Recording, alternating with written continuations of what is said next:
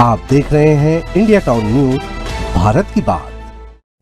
नमस्कार, जय जोहार। आप देख रहे हैं इंडिया टाउन न्यूज और स्वागत है आपका हमारे खास बुलेटिन राजनांदगांव की खबरों में। चलिए बुलेटिन की शुरुआत करने से पहले एक नजर आज की सुर्खियों पर। खैरागढ़ त्रिस्तरीय पंचायत चुनाव के लिए राजकुमारी शताक्षी सिंह ने दाखिल किया नामांकन। क्षेत्र क्रमांक 9 जालबांधा से अपना नामांकन दाखिल किया। त्रिकोणीय मुकाबला होने की संभावनाएं जताई जा रही है।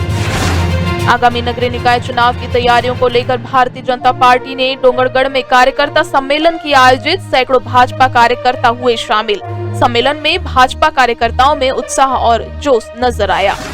राजनांदगांव में नगरीय निकाय चुनाव के प्रचार का एक अनोखा तरीका देखने को मिला। प्रचार के दौरान शांति नगर में दीप जलाकर उनका जोरदार स्वागत किया।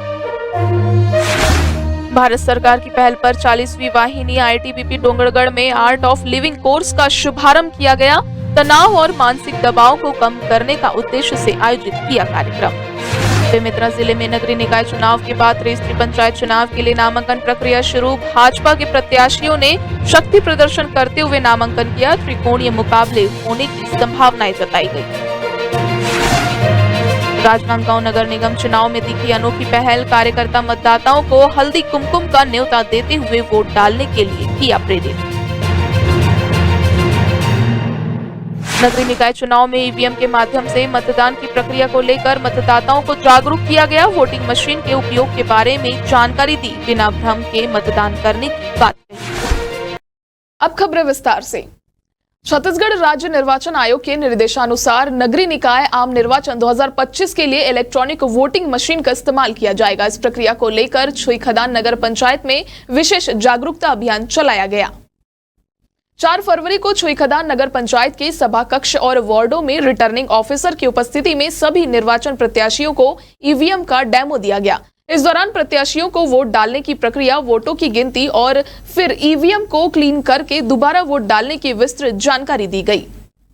खैरागढ़ त्रिस्तरीय पंचायत चुनाव के लिए नामांकन दाखिल करने कई दिग्गज प्रत्याशी अपने समर्थकों के साथ पहुंचे। इसी कड़ी में क्षेत्र क्रमांक 9 जालबांधा से दमदार प्रत्याशी पूर्व राजा और विधायक स्वर्गीय देवव्रत सिंह की बेटी राजकुमारी शताक्षी सिंह ने अपने सैकड़ों समर्थकों के साथ रैली निकालते हुए कलेक्टर कार्यालय पहुंचकर अपना नामांकन दाखिल किया। बता दें कि शताक्षी ने पहले कांग्रेस नेताओं के समक्ष अपनी दावेदारी पेश की थी, लेकिन पार्टी से टिकट न मिलने के बाद उन्होंने अब निर्दलीय चुनाव लड़ने का निर्णय लिया है। इसके साथ ही जालबांधा सीट में त्रिकोणीय मुकाबला होने की संभावना जताई जा रही है। शताक्षी सिंह का मुकाबला भाजपा की जंत्री साहू और कांग्रेस की दशमत जंघेल से होगा। आज मैंने अपना दूसरा फॉर्म जिला क्रमांक 9 से क्षेत्र क्रमांक 9 से भर दिया है जालबांधा से, और अब पूरी तैयारी के साथ हम चुनाव लड़ने के लिए तैयार हैं। कौन सा पार्टी से नामांकन करें? देखिए, अभी तो कांग्रेस पार्टी ने अभी अधिकृत किसी को नहीं करा है। अगर क्या तैयारी रहेगी? जी, हमारी तैयारी तब भी जारी रहेगी और हम चुनाव लड़ेंगे। जी, पहला चुनाव है। अब हमारे सारे वरिष्ठ हद के हमारे सब गाँव वासी लोग, हमारे सब पूरा ही परिवार है, वो है हमारा साथ देने के लिए और सबका आशीर्वाद है। तो आगामी नगरीय निकाय चुनाव को देखते हुए भारतीय जनता पार्टी ने डोंगरगढ़ शहर मंडल में कार्यकर्ता सम्मेलन का आयोजन किया। यह सम्मेलन रणजीत सिंह हाल बुधवारी पारा में हुआ, जिसमें सैकड़ों भाजपा कार्यकर्ता पहुंचे।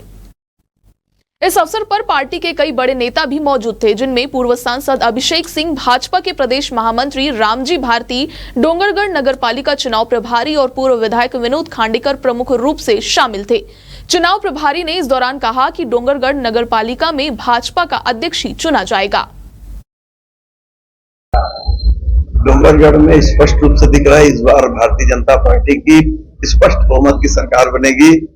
अधिक से अधिक पार्षद भी निर्वाचित होकर आएंगे और रमन डोंगरे जी बहुत अधिक मतों से चुनाव जीतकर डोंगरगढ़ की सेवा करेंगे। कहीं न कहीं देखने को ये मिल रहा है, जहाँ पूर्व में जहाँ भाजपा की जहाँ पार्षद थे, उस जगह पे कांग्रेस या निर्दलीय को देखा जा रहा है। जब हम अपने सर्वे की चर्चा कर, इसमें भाजपा क्या रणनीति अपनाने जा रही है? भाजपा ने सभी वार्डों में सशक्त प्रत्याशी दिए हैं और सभी प्रत्याशी अपना सघन जनसंपर्क कर रहे हैं। प्रत्याशी, यहाँ के अध्यक्ष पद के प्रत्याशी भी अपना सघन जनसंपर्क कर रहे हैं। केंद्र सरकार की जितनी योजनाएं हैं, उन योजनाओं को जनता के बीच में पहले भी पहुंचाने का प्रयास किया गया था। अब और स्पष्ट रूप से प्रदेश सरकार के माध्यम से जो प्रदेश सरकार की योजना है उसको भी जनता के बीच में हम पहुंचाएंगे। मैतारी वंदन योजना का फॉर्म भी भराया जा रहा है और उनकी एक अलग सूची बनेगी, उनको पट्टा वितरण किया जाएगा और आने वाले समय में 3,20,000 रुपया उनके परिवार को प्रधानमंत्री आवास योजना के लिए भी दिया जाएगा। 11 फरवरी को होने वाले नगरीय निकाय चुनाव के बीच प्रचार का एक अनोखा तरीका देखने को मिला। राजनांदगांव के शांतिनगर में निर्दलीय महापौर प्रत्याशी राकेश ठाकुर के प्रचार में लोगों ने दीप जलाकर उनका जोरदार स्वागत किया। इस मौके पर राकेश ने खुद को राजनांदगांव का बेटा बताते हुए जनता की सेवा करने का वादा किया। साथ ही कहा कि अगर जनता उन्हें जिताती है तो वह शहर में सिटी बस की तर्ज पर महिलाओं के लिए सिटी ऑटो का संचालन शुरू करवाएंगे, जिसका भुगतान निगम के द्वारा किया जाएगा। देखिए, जिस तरीके से जनता का और विशेषकर यहाँ की देवी तुल्य बहनें माताओं का जो आशीर्वाद मिल रहा है, मैं अभिभूत हूँ, मेरे पास शब्द नहीं है। एक भार, एक उत्तरदायित्व, एक नवीन उत्तरदायित्व, एक पवित्र नवीन उत्तरदायित्व का एहसास हो रहा है। और अगर मैं महापौर बना, इनका आशीर्वाद मिला, तो मैं वादा करता हूँ, वचन देता हूँ कि सर से पहले बहनों के लिए सिटी बस की तर्ज पर ऑटो जो है मुफ्त ऑटो सेवा दी जाएगी, जिसका भुगतान निगम के द्वारा किया जाएगा। और मैं दूसरा, यहाँ के जो जितने जो पुजारी हैं स्थानीय मंदिरों के, उनको 2,000 रुपए सम्मान भेंट भी दिया जाएगा। इसके अलावा जो अगर किसी के घर में कोई बीमार है, अशक्त जन है, उसको तत्काल अगर एम्बुलेंस की जरूरत होगी तो फ्री में एम्बुलेंस दिया जाएगा। अभी तक के पेट्रोल या डीजल का पैसा लिया जाता है। ये मेरी प्रमुखता रहेगी। इसके अलावा नगर निगम की जो बुनियादी सुविधाएं हैं, सड़क, बिजली, पानी, इसको दुरुस्त करना मेरा प्रथम दायित्व रहेगा। भारत सरकार की पहल पर पूरे देश में 40वीं बटालियन भारत तिब्बत सीमा पुलिस के कैंप परिसर में बल के पदाधिकारियों के लिए आर्ट ऑफ लिविंग कोर्स का शुभारंभ किया गया है। इसी कड़ी में डोंगरगढ़ कैंप में भी इस कोर्स की शुरुआत की गई है। यह कोर्स गृह मंत्रालय भारत सरकार के दिशा निर्देशों के तहत आर्ट ऑफ लिविंग द्वारा संचालित गवर्नमेंट एग्जीक्यूटिव प्रोग्राम का हिस्सा है। इस कार्यक्रम का मुख्य उद्देश्य बल में तैनात पदाधिकारियों के तनाव और मानसिक दबाव को कम करना और उनके व्यक्तिगत और व्यावसायिक जीवन में संतुलन स्थापित करना है, जिससे उनकी कार्यकुशलता और मानसिक स्थिति में सुधार हो सके। इस संदर्भ में मास्टर ट्रेनर ने बताया कि आर्ट ऑफ लिविंग का गवर्नमेंट एग्जीक्यूटिव प्रोग्राम सरकारी संगठनों के लिए एक महत्वपूर्ण सहायक है, जिससे कार्यस्थल पर सकारात्मक मानसिकता का निर्माण किया जा सकता है। और ये जो 44 ITBP जो भारत तिब्बत कैंप है, उनके लोग हैं जो जवान हैं, जवानों को किस तरह से उनके मन में अच्छा रहे, क्योंकि काफ़ी तनाव में रहते हैं। इस उद्देश्य से भारत सरकार और छत्तीसगढ़ सरकार के संयुक्त तत्वाधान में डोंगरगढ़ में कैंप का आयोजन किया जा रहा है। और इस कैंप में जो है मास्टर ट्रेनर के रूप में जो गुरुजी आए हैं वो उनको सिखा रहे हैं। रोज सुबह जो है ये चालू हो जाता है और काफ़ी अच्छा महसूस कर रहे हैं जो जवान हैं। और आप देख सकते हैं जो ITBP के जवान हैं, नक्सल प्रभावित क्षेत्र में किस तरह से वो काम करते हैं और उस काम के दौरान बहुत सारी तनाव से भी गुजरते हैं। तो उस तनाव मुक्त करने के उद्देश्य से यह कार्यक्रम आयोजन किया जा रहा है। मैं Son Kumar Sinha, India Town News, Dongargarh. हम लोग MHA और व्यक्ति विकास केंद्र के तहत ये एक MOU साइन हुआ है, जिसके तहत हम लोग यहाँ आए हैं कि कैसे इस संस्था का यही पर्पस है कि सब कुछ करते हुए कैसे हम तनाव मुक्त रह सकें और अपने कार्य करने की क्षमता को हम और कई गुना बढ़ा करके बहुत अच्छे से हम कार्य कर सकें अपना। कितना दिन चलेगा? ये 5 से 6 दिवसीय कार्यशाला होती है। यहाँ 5 दिवसीय कार्यशाला हो रही है, जिसका आज द्वितीय दिन है, जिसमें आज ये इस कोर्स के मुख्य प्रक्रिया सुदर्शन क्या करने वाले। सभी को जय हिंद। जैसा कि हमें कल गुरुजी के माध्यम से जिंदगी कैसे जिया जाए, जिंदगी कैसे जीना चाहिए, एक हम जो हमारी आत्माएं, जो हमारा शरीर चल रहा है, हम उसको ही नहीं पहचान पा रहे हैं। जो कि हम एक सांस के द्वारा हम जीवन में हम अपनी आत्माओं को, अपने मस्तिष्क को, अपनी मेमोरी को कैसे हम चला रहे हैं, जबकि उसके प्रति हमें सजग होना है। तो हमें इसके प्रति हम जानेंगे तो हम बहुत कुछ अचीवमेंट कर सकते हैं। बेमेतरा जिले में नगरीय निकाय चुनाव के नामांकन की प्रक्रिया समाप्त होने के बाद अब त्रिस्तरीय पंचायत चुनाव के लिए नामांकन प्रक्रिया शुरू हो गई है। बेमेतरा जिला पंचायत के नामांकन में कांग्रेस और भाजपा के प्रत्याशियों ने शक्ति प्रदर्शन किया। कांग्रेस प्रत्याशियों के समर्थन में पूर्व संसदीय सचिव और पूर्व विधायक उपस्थित हुए। दोनों दलों के नेता नामांकन प्रक्रिया के दौरान मीडिया से बातचीत करते हुए अपनी अपनी पार्टी की जीत का दावा करते हुए एक दूसरे पर आरोप प्रत्यारोप भी कर रहे हैं। बेमेतरा जिले में कुल 14 सीटों के लिए 76 नामांकन किए गए, जिसमें सबसे अधिक नामांकन क्षेत्र क्रमांक 2 के लिए हुए। एक बार फिर से विधानसभा लोकसभा जिस ढंग से भगवा झंडा लहराए हैं और जिस पल का इंतजार था हमारे माताओं बहनों ग्रामीण क्षेत्र के अंचलों को कि इस बार फिर से जो ग्राम स्वराज जो है गाँव में आना चाहिए, और उसी दृष्टिकोण से आज पूरे बेमेतरा जिले के पंचायत के सभी ग्रामीण जन यहाँ पर भारतीय जनता पार्टी के झंडा लहराने के लिए, भारतीय जनता पार्टी जिला पंचायत सदस्य लाने के लिए और गांव के विकास के लिए आज यहाँ पर सब 14 जिला पंचायत क्षेत्र के सभी जो है प्रत्याशी आकर आए और नामांकन फॉर्म भरे, और आज हम आने वाले समय में 14 की 14 सीट में हम रिकॉर्ड मत से चुनाव विजय हासिल करेंगे। आज हमारे बेमेतरा जिले के पूरे 14 प्रत्याशी हैं, पूरे 14 के 14 प्रत्याशी आज नामांकन भरे। क्या रणनीति रहेगा अब जो है पंचायत चुनाव में, त्रिस्तरीय पंचायत चुनाव? रणनीति का हमारे जो कैंडिडेट है, हमारे प्रत्याशी जो हमारे संगठन ने प्रत्याशी चुने हैं, पूरे हमारे 14 के 14 प्रत्याशी चुन कर आ रहे हैं। और आप देख लो आज पूरे बेमेतरा में पूरा यही दिख रहा है, पूरे जिला डोल रहा है, पूरे जिला डोल रहा है, कमल कमल बोल रहा है। आज देखिए हमारे पूरा बेमेतरा जिला में पूरा कमल का झंडा ही और कमल ही कमल दिख रहा है। और हमारे निश्चित तौर से हमारे पूरा 14 के प्रत्याशी भारतीय जनता पार्टी के 14 जिला प्रत्याशी जिला सदस्य पूरा चुन कर आ रहा है। भारतीय जनता पार्टी का 14 प्रत्याशी जो भारतीय जनता पार्टी के अधिकृत थे जिला पंचायत के, सभी लोगों ने नामांकन भरा है। माननीय मंत्री दयाल दास जी बघेल जी, दीपेश साहू जी, हमारे विधायक जी ईश्वर साहू जी और इतने हजारों के 8 से 10 हजार कार्यकर्ताओं ने नामांकन भरा है। इससे बात साबित होता है चारों तरफ भारतीय जनता पार्टी का माहौल है और 14 से 14 सीट हम लोग जीत के आएंगे, किसी की जरूरत नहीं। जय श्री राम। कांग्रेस पार्टी के अधिकृत जिला पंचायत के उम्मीदवारों का नामांकन दाखिल करने आदरणीय भाई गुरदयाल सिंह बंजारे जी, पूर्व संसदीय सचिव, जिला कांग्रेस कमेटी के पदाधिकारीगण, ब्लॉक के हमारे अध्यक्ष जी और सभी प्रत्याशी यहाँ एक साथ नामांकन दाखिल करने आए हैं। कितने प्रत्याशी ने आज नामांकन दाखिल? देखिए आज लगभग 4 प्रत्याशियों ने नामांकन दाखिल किया है। जिला पंचायत के सभी क्षेत्रों में हमने अधिकृत उम्मीदवारों की सूची जारी कर दी है और आप देखिएगा आने वाले समय में माहौल कांग्रेस के पक्ष में है, वातावरण कांग्रेस के पक्ष में है। भारतीय जनता पार्टी के कुशासन से गांव की जनता काफी त्रस्त है, किसान परेशान है, महिलाएं परेशान है और सबने मन बना लिया कि इस समय कांग्रेस के अधिकृत उम्मीदवारों को जिला पंचायत क्षेत्र में जितवा के भेजना है।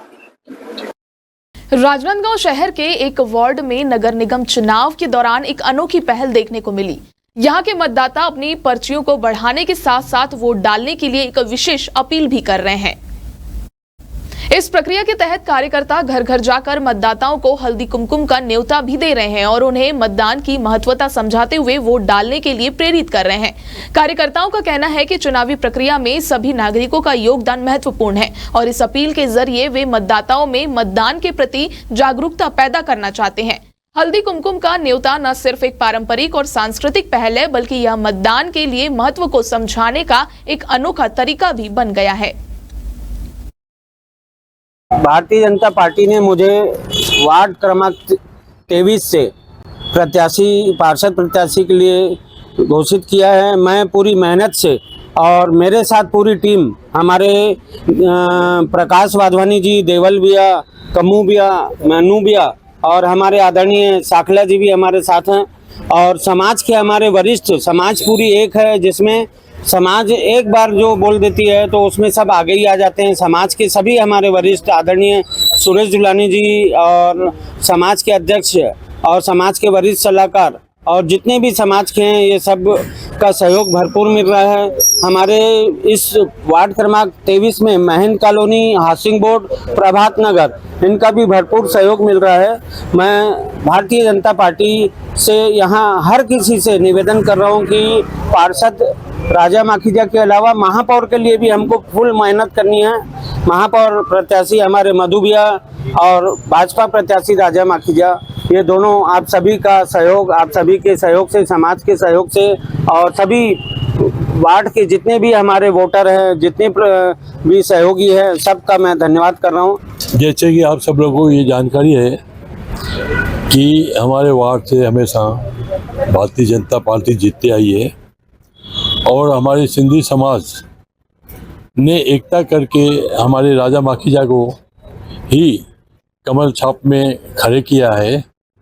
हमें पूरी उम्मीद है कि हमारे लालबाग सिंधी कॉलोनी यानी हेमू कल्याणी नगर से राजा माखीजा अच्छे बड़े वोटों से जीत के और आएंगे। छत्तीसगढ़ राज्य निर्वाचन आयोग के निर्देशानुसार नगरीय निकाय आम निर्वाचन ईवीएम के माध्यम से संपन्न कराया जाएगा। रिटर्निंग ऑफिसर के मार्गदर्शन में आम मतदाताओं को ईवीएम के माध्यम से मतदान करने के संबंध में जागरूक किया जा रहा है। इसके तहत वोटिंग मशीन की जानकारी देने के लिए ईवीएम का प्रदर्शन किया गया। ईवीएम प्रदर्शन के लिए नगरीय निकाय के वार्डों में नोडल अधिकारी नियुक्त किए गए हैं। साथ ही मास्टर ट्रेनर की ड्यूटी भी लगाई गई है। इन ट्रेनर्स द्वारा आम नागरिकों को ईवीएम संचालन का प्रदर्शन और मतदान प्रक्रिया के बारे में विस्तार से जानकारी दी जा रही है। यह वोटिंग मशीन प्रदर्शन और जागरूकता अभियान नगरीय निकाय क्षेत्र के सभी वार्डों में जारी है। सर, इस समय एक मशीन लाया गया है, लोगों को कैसा अवेयरनेस दे कि जो लोग हैं वो 2 बटन दबाना है, कैसा बताया जाता है? दोनों बुलेट का अलग अलग कलर है। अध्यक्ष के लिए सफेद और पार्षद के लिए गुलाबी कलर का बुलेट है। दोनों बुलेट का नंबर अलग अलग रहेंगे और उसमें पार्षद के लिए और अध्यक्ष के लिए जो हेडिंग होगा, उनका हेडिंग में नाम लिखा रहेगा, अध्यक्ष और पार्षद दोनों। इससे क्लियर होगा कि अध्यक्ष और पार्षद के 2 वोट कराए जाने हैं और इसका हम लगातार प्रचार भी कर रहे हैं कि एक बुलेट में हमको दो पद के लिए हमको वोट करना है। तो इस क्लियर है, इसमें लोगों को अधिक से अधिक प्रचार करके हम इसको और क्लियर कर सकते हैं। वक्त हो चुका है एक छोटे से ब्रेक का। खबरें और भी है, बने रहिए इंडिया टाउन न्यूज के साथ। अब खबर आपकी उंगलियों पर, खबरों से परे, हर खबर पर हमारा नजरिया।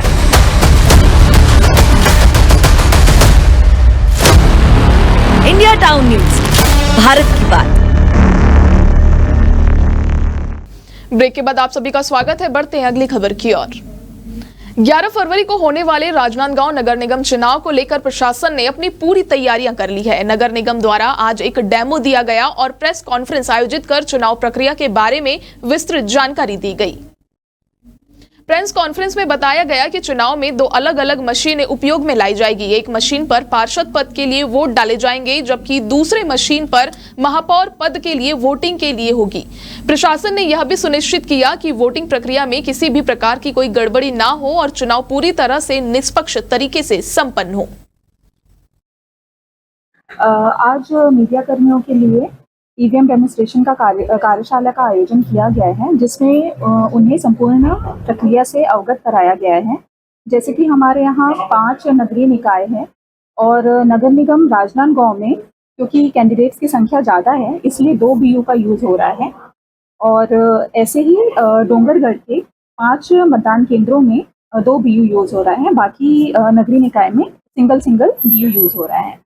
तो उन्हें पूरे प्रक्रिया से अवगत कराया गया है कि कैसे वोटिंग करना है, कैसे हम पहले महापौर के लिए और फिर पार्षद के लिए वोटिंग करेंगे।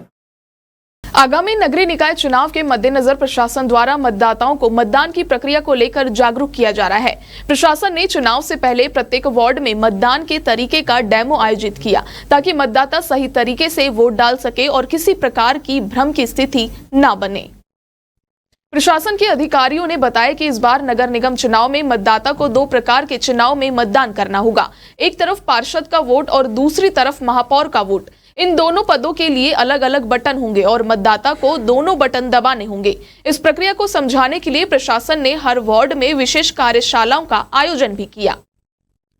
पंचायत चुनाव के लिए नामांकन दाखिल करने के बाद स्कूटनी की प्रक्रिया के दौरान जनपद पंचायत सामुदायिक भवन में भारी भीड़ देखने को मिली। सरपंच और पंच द्वारा नामांकन पत्र दाखिल करने के बाद अधिकारियों द्वारा अलग अलग टेबल पर स्कूटनी की गई।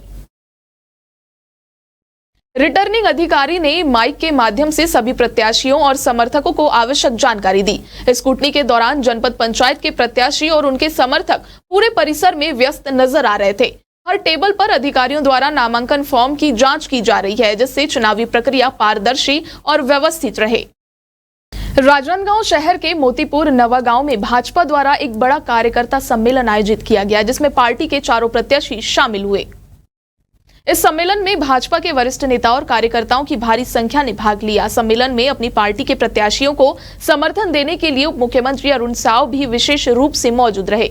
अरुण साव ने इस अवसर पर अपने संबोधन में कहा कि आगामी चुनावों में भाजपा को ऐतिहासिक जीत मिलने की पूरी उम्मीद है और कार्यकर्ताओं का इस अभियान में महत्वपूर्ण योगदान रहेगा। उन्होंने पार्टी के प्रत्याशियों को समर्थन देने की भी अपील की।